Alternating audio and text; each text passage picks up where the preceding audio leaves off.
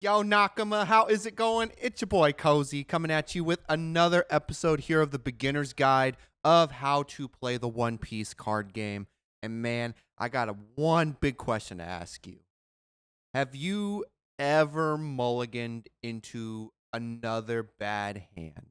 Like, you just know instantly you lose turn one because you just can't do anything and you're just like, well, here I am, having a good time. Everything's fine. No, everything's on fire. Well, today we are going to be looking at the importance of the mulligan, as well as some of the decisions that come with not just the mulligan, but hand management and life trigger manipulation slash being aware of what triggers can do. I want to kind of go over some of that stuff because it is some early game things that can snowball out of control if we're not too sure of it. So we're going to go ahead and take a look at first what the rule of the mulligan is, and I'll catch you guys in just a moment. Peace and love, Nakama.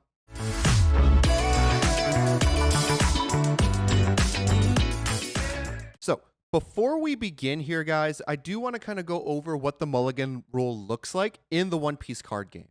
So for the mulligan, it is a one-time event where you look at your opening hand and then you would determine if you want to keep this hand or not. Basically, what you want to look at is understanding what it takes to kind of progress the game forward. If you don't like your hand, you can definitely put your entire hand back into your deck, shuffle the deck, and draw 5 new cards. There is no cherry picking situation here, like in other games such as Lorcana or old school Magic mulligan rulings. This is an all or nothing situation, so you want to be very, very precise when it comes to choosing how you mulligan. The art of the mulligan is a skill set that takes time to practice and takes time to understand. But I'm going to show you a couple of things that you'd want to consider when looking at your opening hand to determine if you want to mulligan or not in a gameplay that we're going to go through right now. So, what we have here is a game between Green Mihawk and Black Yellow Teach. What we want to look at when it comes to keeping or mulliganing our criteria, or keeping or mulliganing our hand as form of criteria, just to kind of take us some things to look at. First is the cost curve. Is our hand too top heavy? Is it too low impact? Next, do we have any turn 1 and turn 2 plays? Do we have counter or event access for early defense? And then, of course, you have some leader-specific hands where some leaders want either a fast board and others want to sit back. What does your hand look like when it comes to what your leader wants to do based on their effect? So, what we're going to look at is the Green Mihawk.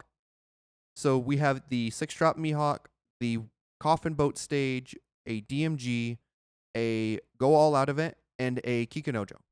So, depending on if we were going first or second, unfortunately, we lost the die roll. So, we are going to be going first in this particular situation. So, what we want to do is find a way to look at cost curve check. So, our hand has 2 cost actions. We have the Kikunojo, and we have the Mihawk in terms of character presence. We have the Coffin Boat for stage, and then 2 events. So we have a relatively low impact hand in this particular case because we don't have any additional bodies on board that we can kind of play into or whatever the case is. So looking at the next criteria, do we have a turn 1 and turn 2 play? We do have a turn 1 play with the Coffin Boat because we can play the Coffin Boat and draw an additional card and just pass the turn there. So potentially we have something good. We could draw something good for our 3 and 5 Dawn play. Ideally, what we'd want to see in this case, if we were on 3, is maybe the Samurai event or like a 1K Samurai or a 1-drop and Samurai event, just so we can keep drawing cards because the Coffin Boat's going to get us whatever this card is on the top after we put our life in, as well as the draw for turn on 3 Dawn because they can't attack. So we're going to be looking at 2 cards off the top automatically. And then we go to 5 Dawn. We have some counter event to protect us going into the first attack from the Teach if we really want to kind of hold back. So we do have the counter and event access for early defense. Leader specific, we want to try to get to the cost 5 or more characters so that way we can really use our leader effect to its fullest extent. So right now we don't have a very strong leader specific hand, but we do have the 6-drop Mihawk to kind of mitigate that because we would only play the Mihawk on turn 3, which would be our 6 Dawn turn. We can rest anything, so like we can rest the boat and get 3 Dawn back to kind of do our swings however we want. So we do have we have a leader specific hand for at least right now. So in this particular case, I would keep this hand for Mihawk just to see what happens. Looking at the Teach on the other side, we have the San Juan. We have 2 copies of San Juan Wolf, a Vasco Shot, a Borsalino, and a Burgess. So same thing. We have really good cost curve here for the Teach. The unfortunate thing is we have a turn 1 play, turn 2 play. Well, we have turn 2 play with Wolf or Jesus. We don't have any event access for early defense, but we do have some triggers that we can get rid of. So if we play the Vasco Shot, we'd have to give up 1 San Juan Wolf to move here to rest anything. But outside of that, we have some counter. We have it's all 1Ks. So we don't have a whole lot of counter defense, but we do have some. Leader specific hand, I don't see a way to kind of sculpt the trash here. I don't see a way for us to try to heal outside of the Borsalino, but we have to be already at 2 life and take 2 hits for us to really use the Borsalino effect. I don't think this is a very good hand to keep. So I would mulligan this hand and hope for something a little bit better for the Marshall D Teach.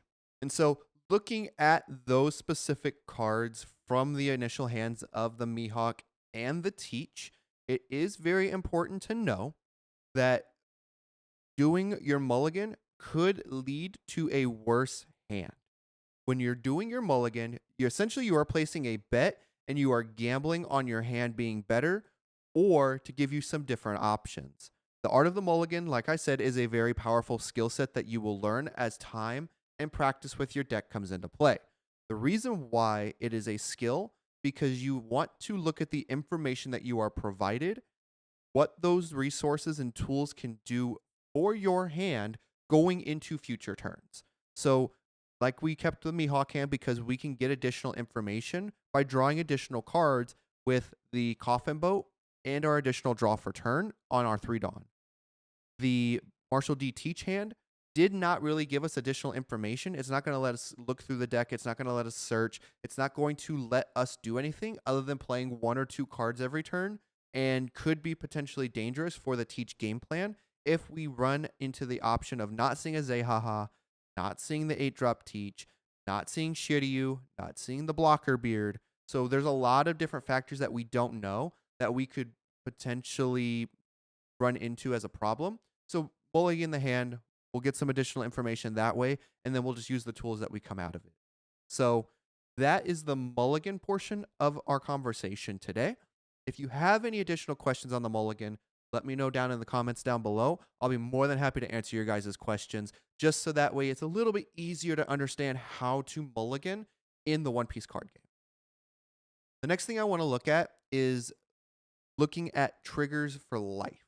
So we're going to hop back into the Mihawk to do a couple of plays, just so that way we can get to a position where we can start talking about life manipulation, life triggers, and strategy around life cards. Because I got to tell you, understanding when and when not to attack for trigger is a big skill set that a lot of new players run into a challenge for. So what we want to look at is, as an example, with like Blue Yellow Boa. Blue Yellow Boa has cards that come onto the board out of trigger from life. And I got to tell you, if I hit a Gorgon Sisters off of a Blue Yellow Boa life trigger, it's already spent because they're getting infinite amounts of value. And understanding that as an aggro deck, you want to, definitely push for your opponent's life. But if you're a control deck, you want to slow the game down and win over value over time versus trying to burn them for life.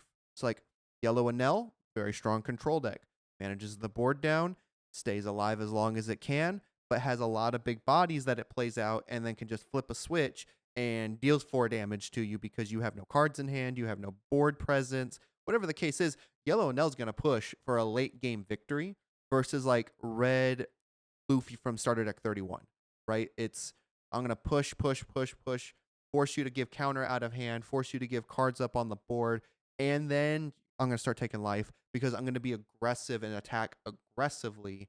But if you're playing into like a yellow deck, you're running the risk of hitting triggers. So life also is information. So revealing a trigger during the play matters for the opponent's end as well, because what's important is when and how to activate triggers. So what we're going to do is we're going to go look at that gameplay again. We're going to play a couple of turns out, and then once we run into a situation where life manipulation or life triggers matter, we're going to go ahead and talk about it. So give me just a second.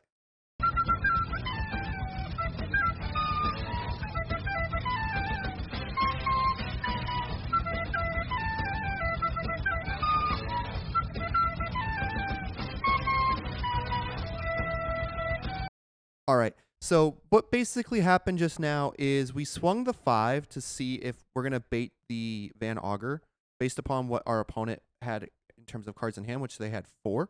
So we swung the 5 in hopes of hitting the Van Augur. What ended up happening is they took the life and triggered San Juan Wolf's on KO effect as a trigger. So now he is a 7k body. We have 3 Dawn up and an Odin. So what we are considering is, do we put the Dawn under Odin to swing into the leader and hope that we either hit the Augur or they take the extra life?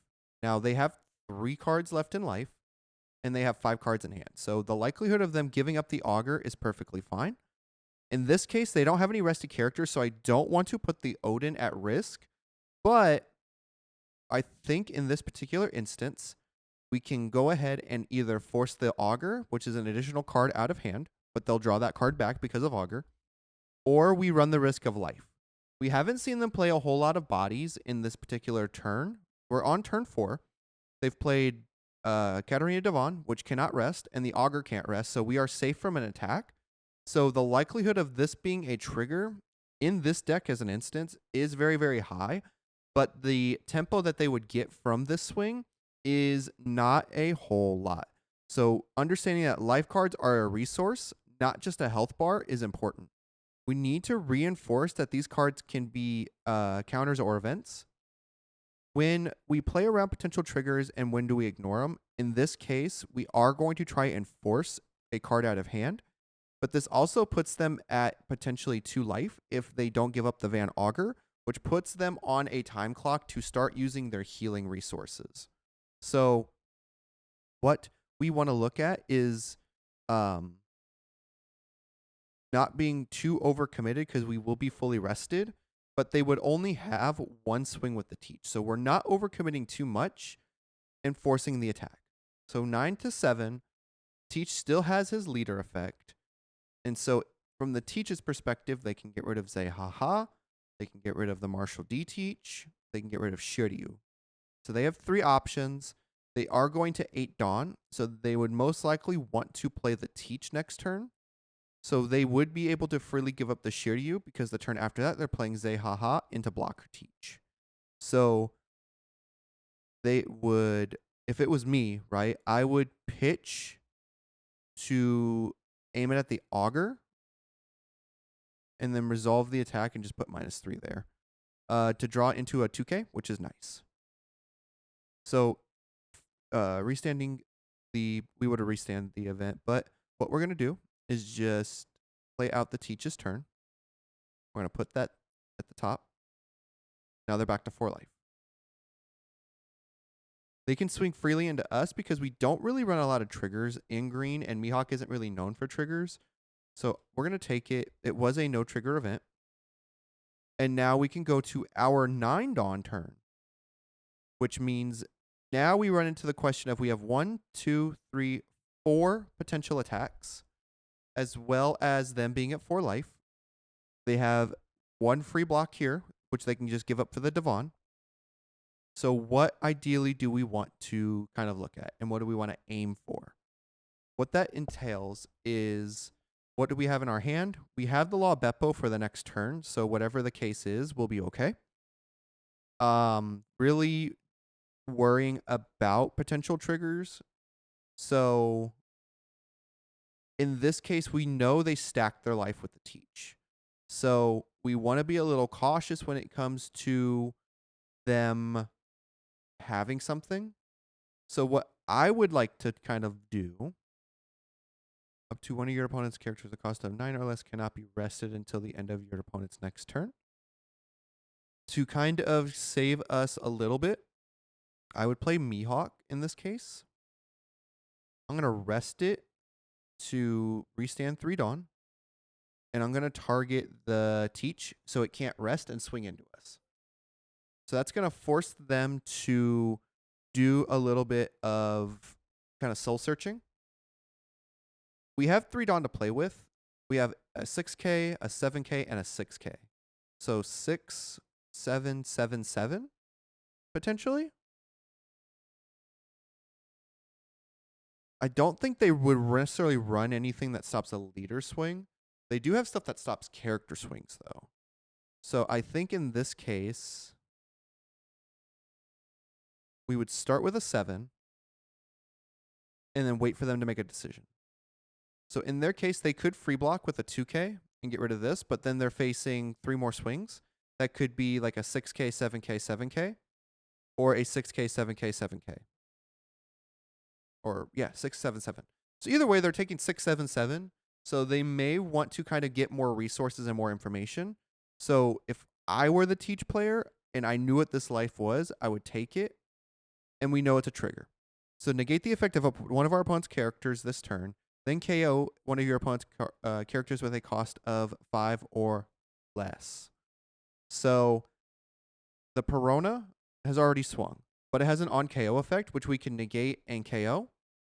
We could negate this and KO to save us an additional swing, but I feel more comfortable getting rid of an attacker, so we are going to use the trigger. We're going to nullify and KO the Odin, so that way they remove a swing. So looking at that particular tempo, we had to take the risk, and unfortunately, it cost us an additional attacker. So now we really can only take 1 life potentially, because they're going to free block with the Katarina, potentially, right? So, or they could just copy the Mihawk and just swing big with it. So there's a lot of different factors that you can run into, but this is a prime example of risking a potential trigger versus just hopefully getting something. And that's going to do it for the life strategy side of our beginner's guide episode. If you have any more questions on the life strategy side of when to attack versus when not to attack, let me know in the comments too of that type of question. Again, I'm more than happy to answer these questions to help you guys be better players. The last thing I want to look at is hand management. So the first and most important rule is don't dump your hand just because you can. Like, it's not very viable for you to dump your hand, because those are your resources too, and your opponent will take advantage of you not having resources like counter to protect things on your board. It makes your deck a lot more fragile if you don't have enough cards in hand to feign that you can protect things. Now, you also want to sequence your plays to bait counters out of your opponent's hand, so that way they run out of resources, but they will be doing the same thing for you. So holding back 1 to 2 cards as insurance versus going for maximum pressure is framed under leader-dependent decisions. It's not a universal rule, but it is a good note to have a lot of cards in hand, so that way you have more information and resources and tools to make your next few plays the best that they could possibly be. So what we're going to do is now we're going to look at the hand management side of this Mihawk versus Teach game, and I'll catch you guys really quick. All right, so we are back to that particular frame of we just lost our Odin. So now we know they have 5 cards in hand. They still have the leader effect to still use. So ideally what we want to do is go 7. Now we force them to either give up 2 cards in hand, take the life, or give up the Katarina, or just put it into the Teach. So in this particular case, our opponent now has to kind of think about what their next play is going to be, which automatically for the teach is going to be the Zehaha into blocker teach. So that is something to kind of be mindful of and note. So they would potentially want to, because they're going to have another 7K. So they're going to have to take a life or give up these 2 cards, which are the only counters in their hand. But then they wouldn't be able to use leader effect. So if I were the teach, I would try to bait this Mihawk. So I'm going to say no and see what I get off of information, which is a trigger. So this is another 2K. It's another trigger. For the teach, it draws them 1 card and it plays them a 1-drop. So I'm going to do that. And I'm going to want to play out the Van Augur for the power reduction, which now forces us to go 7. We're going to draw 1, trash 1, which is going to be the Samurai event. They got a Lafitte. So what we can do now is to save our life. We're going to do this, target the teach, and let the attack go through. We now would enter our end step to restand a Dawn, and now we're on Teach's turn. Big thing to hit here would be full of lead. Let's just see what information we can get.